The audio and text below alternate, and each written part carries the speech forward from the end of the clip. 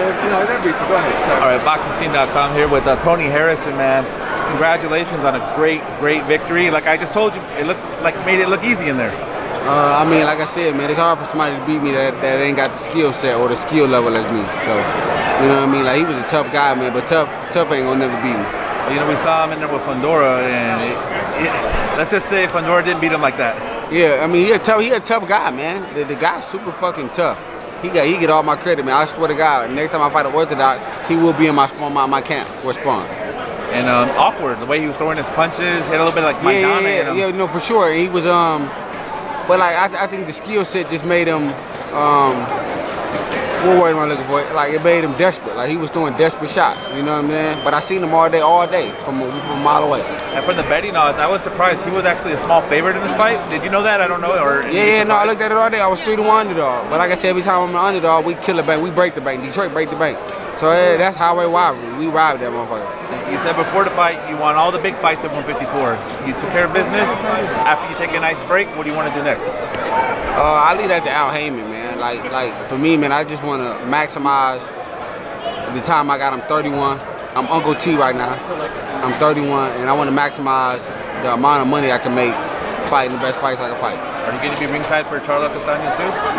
I don't really give a fuck about boxing like that. You know what I mean? I don't really give a fuck about going to nobody else's fights I don't fuck with. You know what I mean? Like I might go to Anthony Guerrero shit or Caleb, somebody I know I fuck with. You know what I mean? But if I don't fuck with you, like I watch that shit on TV with the people I fuck with. Just because there might be a potential opponent there, that's the only reason why I say that. I mean, we know you fought Charlo already, but I mean, it is what it is. Like whoever my opponent gonna be, he gonna be there regardless if I'm at the fight or not. Whoever my opponent is, he gonna be there. Well, listen. Apparently, you didn't fall for this guy trying to butter you up at the fight. It's apparently that the guy came straight forward. Were you prepared for that type of aggressive fight from this guy? Let me tell you, man. My camp, I had the hardest sparring that possibly could be had. Let me shout my guys out that helped me get the fuck ready for this shit. Charles Conwell, who was an undefeated guy, who's ranked, and he gonna be a world champ. Joseph Hicks, Olympic alternate, the Olympic team captain, undefeated. Marlon Harrington, undefeated, knocking everything out in Detroit.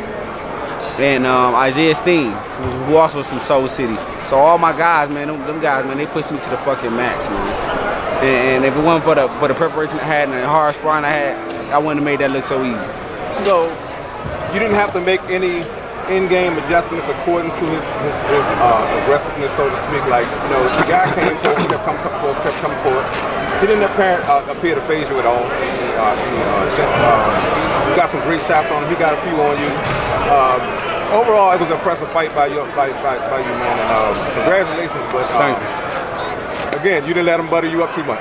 Yeah, I mean, like I said, when you look at a guy like that, man, he is who he is. You know what I mean? Like, I didn't expect nothing from him different than I seen from when he fought Fundora, and that's the only fight we really could see, because that's my first fight I ever seen him fight. But he is who he is, straightforward, come right in. He's a tough opponent, man, and tough chin, and very durable, man. And like I said, he was who he was, and I knew my mobility would give him a lot of problems. As a championship caliber fighter as yourself, do you feel like fighters like that, fights like that, are very necessary to keep your iron sharp? Oh, for sure. I needed that fight. I needed that fight. Like I said, mentally I needed that fight because I knew that fight would get me up. I knew I couldn't lax. I had to stay locked in the whole way through, and that's what I needed, a mental lock in. Okay, we got a couple of predictions, man. Some future fights coming up, man. We have coming up now, Erickson and Ugas, man. Who you got next? Tough fight. I think everybody overlooking Ugas, but that's a tough fight. But I'm always say this: when you handpick my guy like Earl Spence is, all the tragedies he went through and came out on top, he handpicked my guy, man. Stay away from that. Don't bet against that man. I don't give a who he fighting against. Don't bet against that man. He handpicked my guy, and he worked hard at it. So don't bet against that man. How about Gervonta Davis and Rhodes? It's hard to bet against Tank, man. Tank a motherfucking dog. You naming guys that's dogs, that's been in there and that's been, you know what I mean, fought established fights, man. Tank a fucking dog, man. From B-More, man, in that area, man, that Tri-County area, man. That nigga a dog, man. You don't bet against him either. We got Shakur Stevenson and Oscar Valdez. I fuck with Shakur, man.